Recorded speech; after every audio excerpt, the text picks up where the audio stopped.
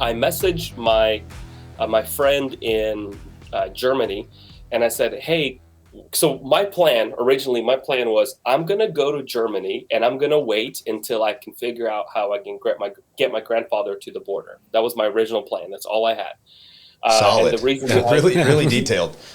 yeah, and the reason And behind your that wife and was four kids are like, I hope it's not a long time. Like, not more than 2-3 weeks, please.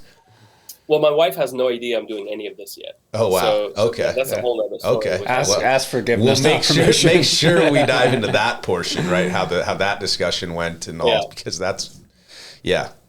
So she's been great throughout the whole thing. But so my idea was I'm going to get to Germany because then I'm only about 3 hours flight, and car. So 3 hours flight travel time, if you will, with getting to the airport, and right. coming off the airplane, um, to the border. So if I had to go meet my grandfather in Poland at the border of Ukraine, I would do that, and Right. that was the original plan. So I was trying to figure out a way to get him to the border, and I really didn't have anything else planned at that time.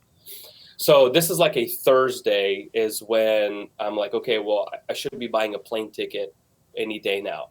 And then I messaged my friend. I'm like, hey, can I stay with you while I figure the rest of this out? I want to be as close as I can to where all this is happening. And he's like, yeah, sure, no problem. By the way, which city is your grandfather in?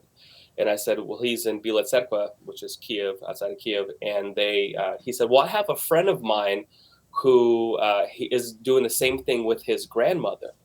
Well, his friend is also happens to be one of the people that works with him for their company. And so we get in touch with Roman. We do a WhatsApp Mm-hmm. group chat.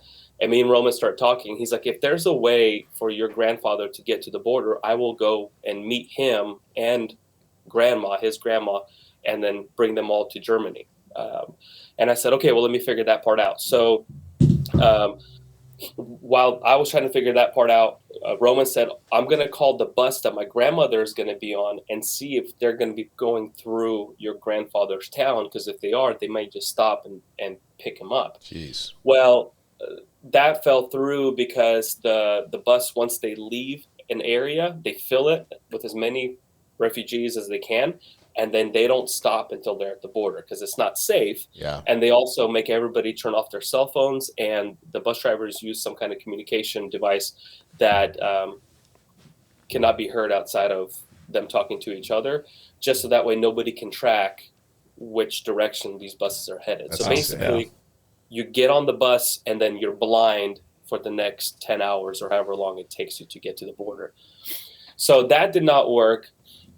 And then talking to my cousin's like, well, I work for somebody who's in charge of transportation for the entire country, the railway systems and the bus systems. And so he's like, I will talk to my dad and make sure my dad can bring him to Lviv, which is one of the major cities right before the border of Poland. Right. This is in Ukraine.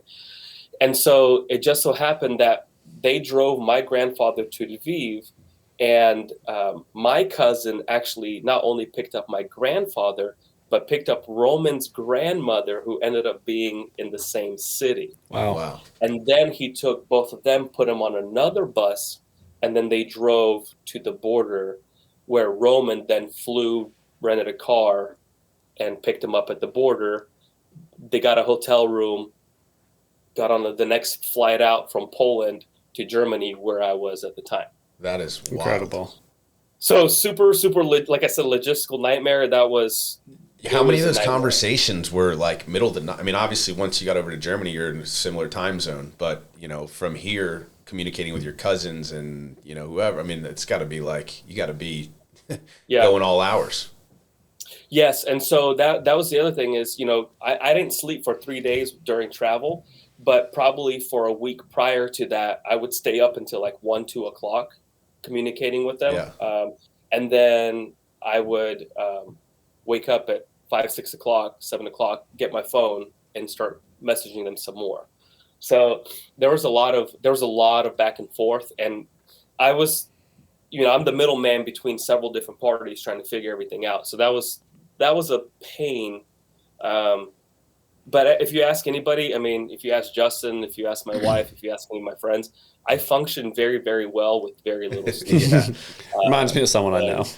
I don't use any foreign substances. I don't do drugs. I drink a hell of a lot of coffee. But that's basically it, you know? So at what part in all of this did your wife finally find out for real. what was happening? Because I can only imagine how that would happen in my household. All right.